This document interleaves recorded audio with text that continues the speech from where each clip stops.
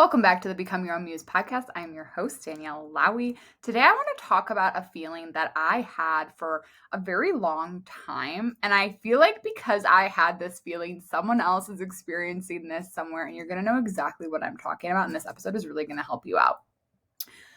For a very long time, like years, I had found myself frequently wondering, who really am I? Like, who am I?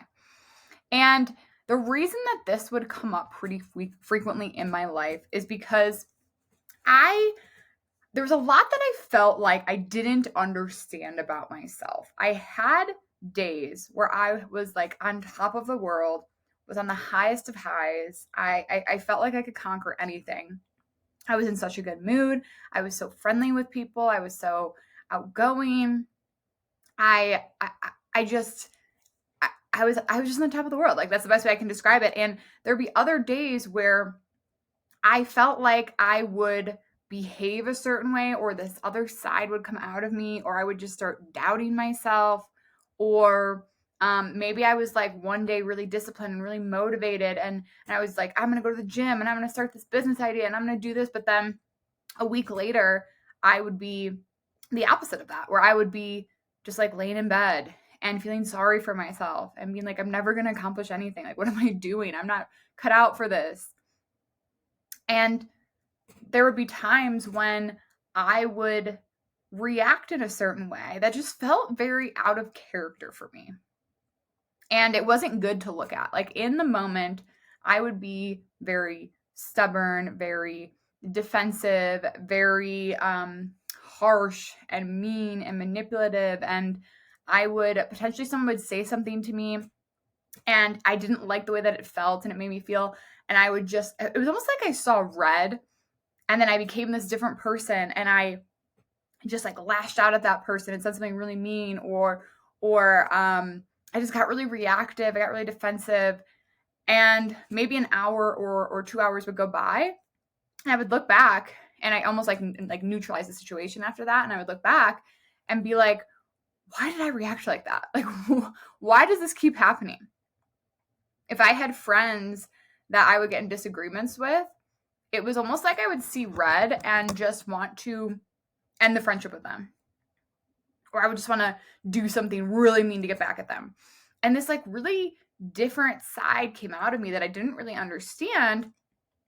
And because of that, I'm realizing this later after the fact, that because that would happen a lot, I frequently found myself wondering, who am I? Like, who really am I? Because it feels like one day I'm this person. It feels like one day I'm the next.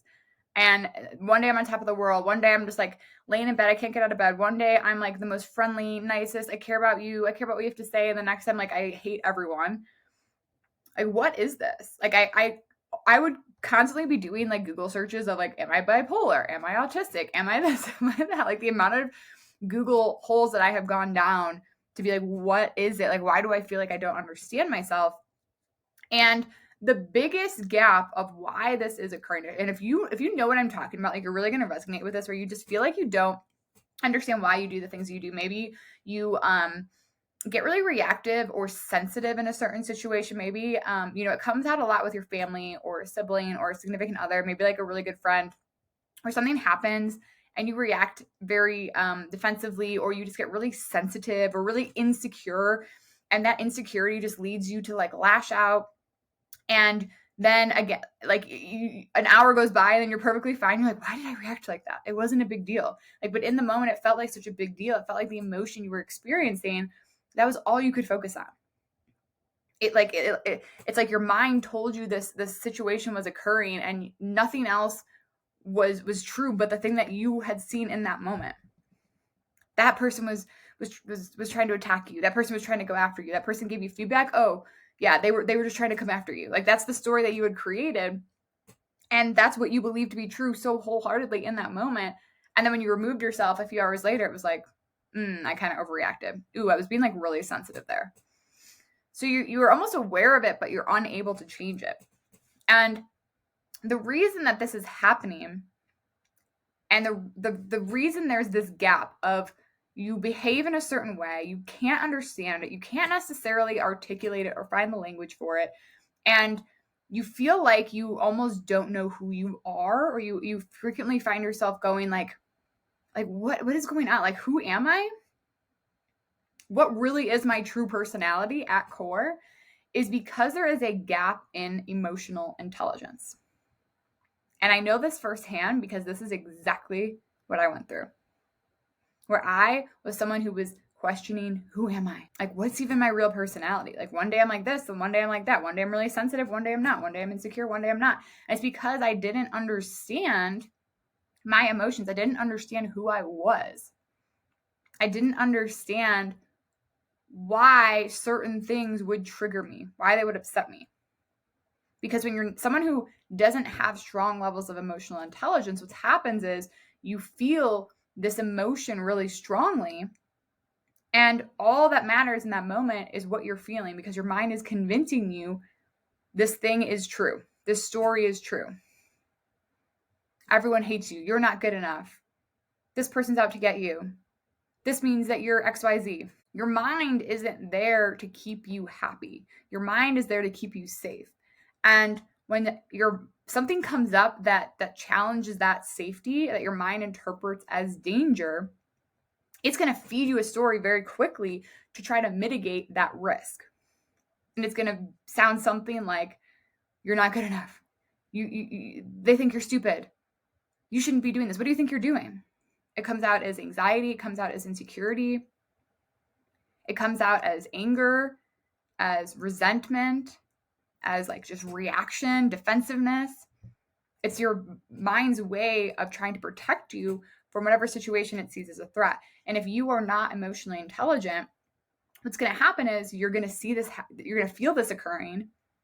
You're not going to understand why, specifically for you, why this is happening, because every single person has different wounds and stories and experiences throughout their life that their body interpreted as it to be true.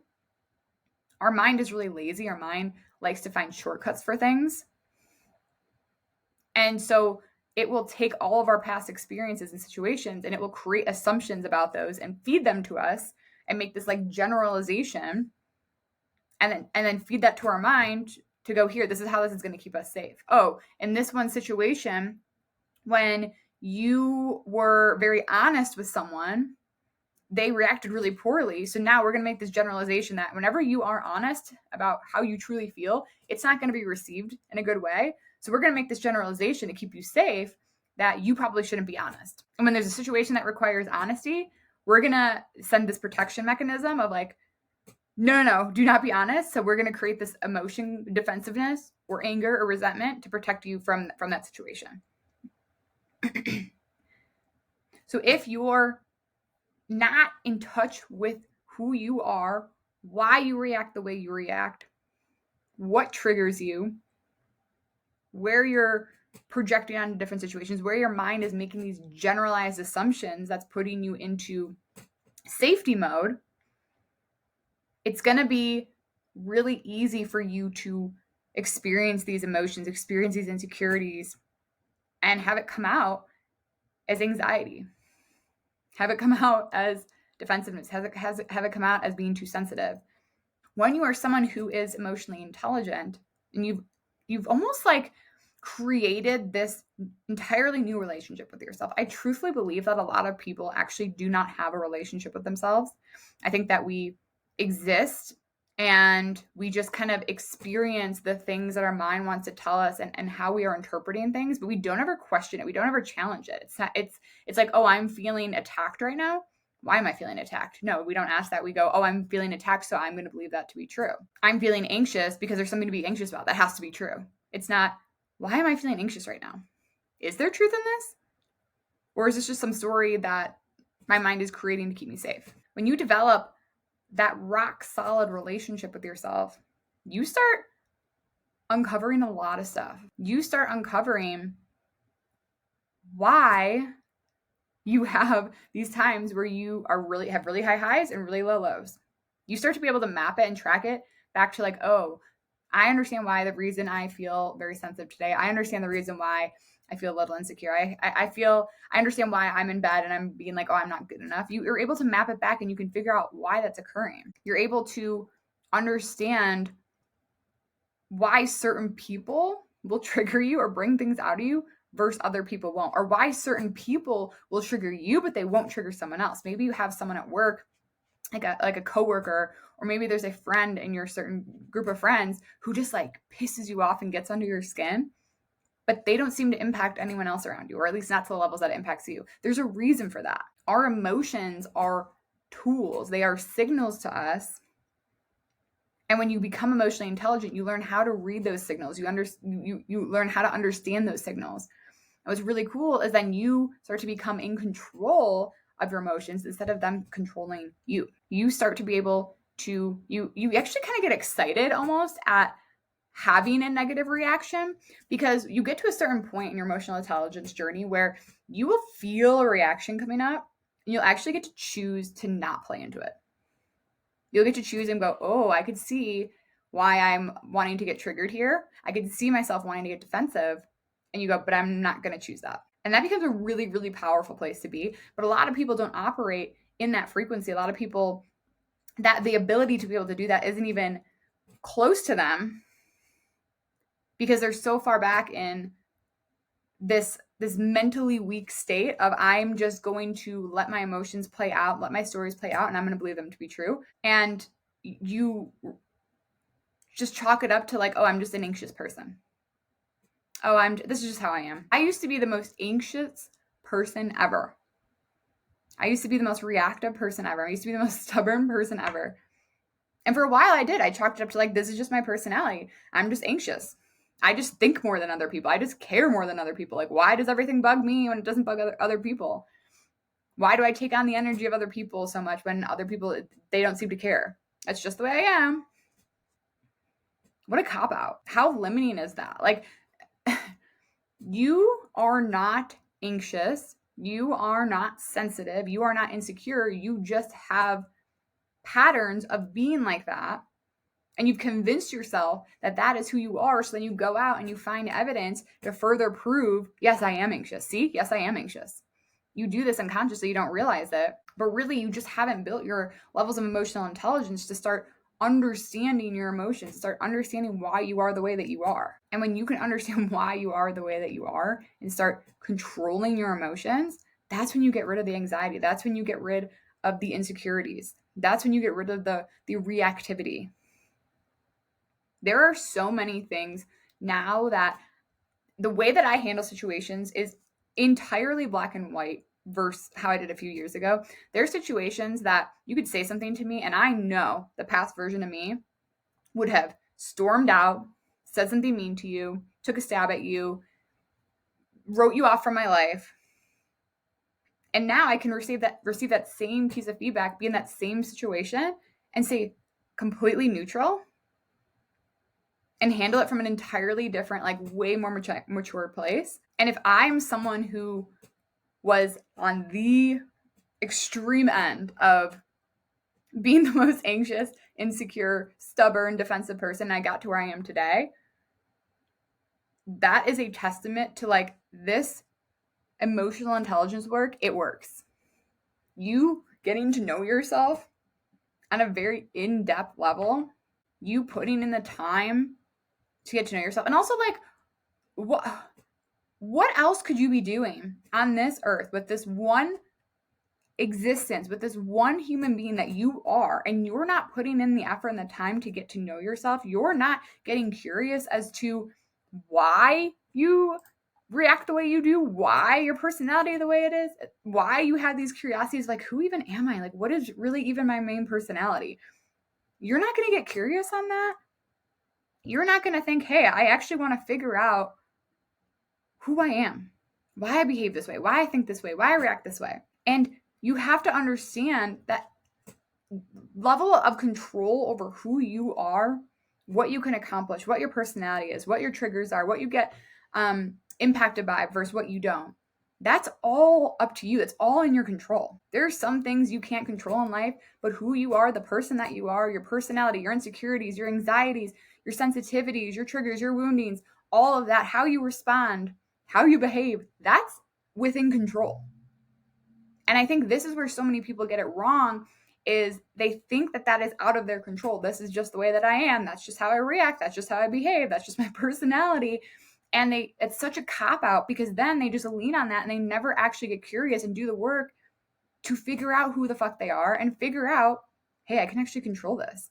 I actually don't have to respond in this way. I actually don't have to believe this story anymore. Defensiveness, that actually doesn't have to be like a core part of my personality. And when you can do that, you will see so much success and happiness and fulfillment in your life, because at that point you're just operating in a whole other frequency, right? There's such a difference in frequency between mentally weak people who just let their emotions play out. It's almost like they're the driver, or they're the passenger in their own life, where it's like they're existing in their body and like they're just seeing their emotions and their reactions play out. And it's like, well, that's just what's happening. That's the story. That's the truth. That's just how I am. Versus someone who is in control and is like, no, I'm actually going to decide what my personality is. I'm actually going to decide how I react. I'm going to decide what stories I believe, what I know to be true, because you prioritize building your emotional intelligence. Emotional intelligence work is the single most powerful, transformative work I have ever done, that I have seen my clients do. You stop asking yourself, who am I? You stop asking yourself, why do I do this? You stop asking yourself, why do I react like that? Why did I do that? Like that frustration and that confusion and that like, it's almost like you're in limbo and you don't understand it. And you have this shame and this guilt, maybe that goes away. And you actually get excited when you maybe react a little bit out of character. It's like, ooh, that was interesting. I thought that maybe we were past that, but we're not past that. So let's look at that. You get excited to learn more about yourself. It's an entirely different frequency. And emotional intelligence work, like if you're not doing it, if you're not prioritizing it, if you're not focusing on discovering deeper who you are, getting to the truth of why you behave the way you do, why you think the way you do, and ultimately getting to the place where you can control and change and manipulate who you are, how you react, how you behave, how you think, what level of success and happiness and fulfillment and relationships and communication is possible for you, like what the fuck else are you doing? Truthfully, like what else are you doing? If you are interested in learning more about emotional intelligence work, I have a masterclass over on my Instagram page called Mental Weapon. This is like Emotional Intelligence 101. This will get you started on your journey. I also have an entire 5-week-long program called Mentally Strong, which is really for those just ready to deep dive into the truth of why you behave the way you do and really uncover your deep-rooted insecurities and how they're holding you back in your relationships, in your business, in your life, everywhere. If you're interested in that program, that is like the ultimate emotional intelligence experience, where you're going to come out of that program like you're never going to look at yourself or other people the way that you do now the same ever again. If you want to go on that journey, go over to my Instagram page, shoot me a message, ask me any questions. I'm happy to answer. If anything landed for you in this episode, shoot me a message. I love to chat with you guys, and I'll see you in the next episode.